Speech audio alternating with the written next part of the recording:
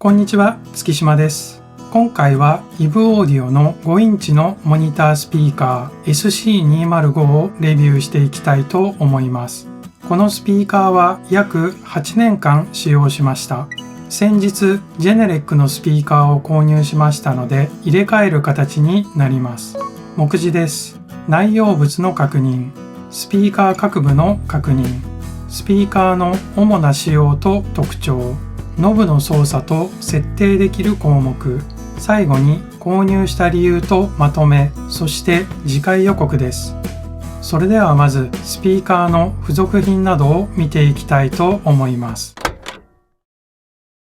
スピーカー本体、電源ケーブル、取扱説明書です。日本の代理店で購入すれば、日本語の説明書も付属します。また、スピーカー用のゴム足も付属するのですが、紛失してしまいました。次は、スピーカー各部の確認をしていきたいと思います。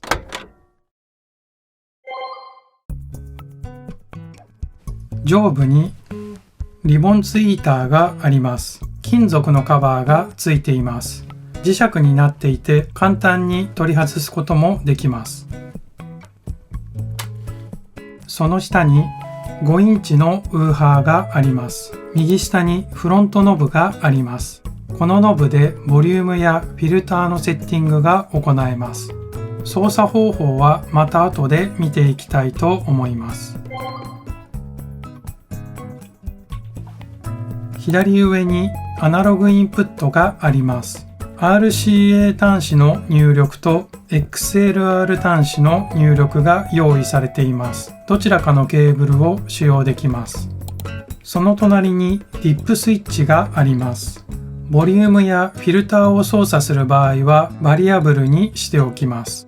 中央部分にはネジ穴があり、ウォールマウント用のブラケットになります。壁にスピーカーを固定するときに使用します。左下に電源スイッチ、その右側に電源端子があります。次はスピーカーの主な特徴と仕様について見ていきたいと思います。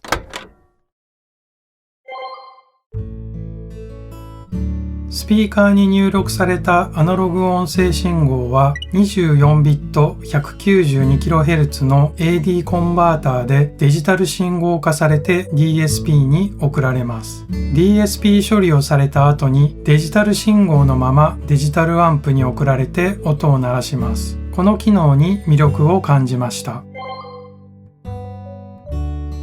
とても薄い振動板を用い、高音域まで伸びた正確で繊細な音を特徴とするスピーカーです。ウーハー部分はハニカム構造、蜂の巣のような六角形を採用。ダイヤフラムはグラスファイバーでコーティングされています。1インチのボイスコイルが効率よくユニットを駆動します。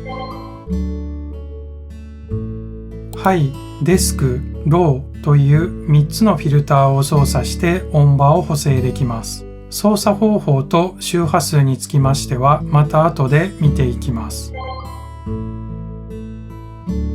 スピーカー 2way 5インチアクティブモニター、周波数特性 53Hz から 21kHz、アンプ出力 100W、最大出力音圧レベル 101dB、入力端子 XLR と RCA、寸法幅 175mm、高さ 275mm、奥行き 233mm、重量 5kg です。次はフロントノブの操作方法を見ていきたいと思います。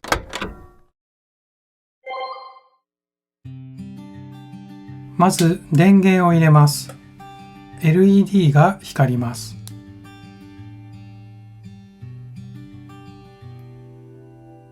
起動した状態でノブをそのまま回すとスピーカーの音量を変えることができます。説明書を参考にボリュームを決めます。12時のところだとマイナス20dBになります。右に回すと大きい音になり、左に回すと小さい音になります。ノブを3秒ほど長押しするとスタンバイモードに入ります。スタンバイモードの状態でもう一度ノブを押すと解除されます。このスピーカーにはローフィルターとハイフィルター、デスクフィルターが搭載されています。ノブを押すことで設定メニューに入ります。どのフィルターを操作するのか選択します。ハイが選択されています。もう一度押します。これでハイのフィルターをいじることができます。0のところがフラットになります。上に 3dB、下に 5dB 調節することができます。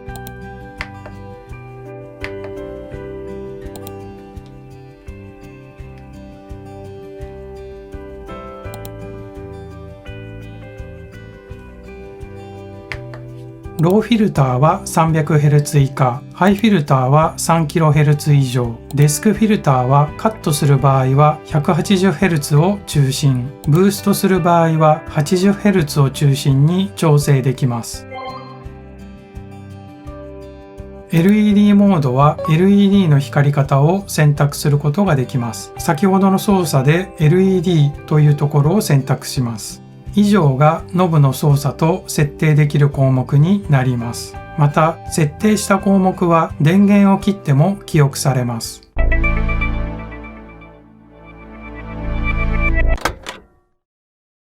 自宅スタジオではだいたい5インチか4インチのスピーカーを使用している方が多いと思います。私の場合はヤマハ MSP5 から EVE オーディオ SC205 と使用してきました。また8年前に EVE オーディオのスピーカーを選んだ理由は DSP 回路を搭載しているということに注目したからです。この回路により正確なモニタリングができると期待しました。結果、音自体は軽やかで素晴らしいモニタースピーカーだと思いました。ただ、ジェネレックの8020のレビューの時にも話しましたが、私はリボンツイーターで耳が疲れてしまうようで SC205 はちょっと合わなかったと思っています。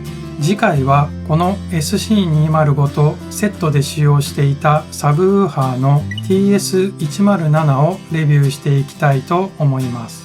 また次回の動画も見ていただけたら嬉しいです。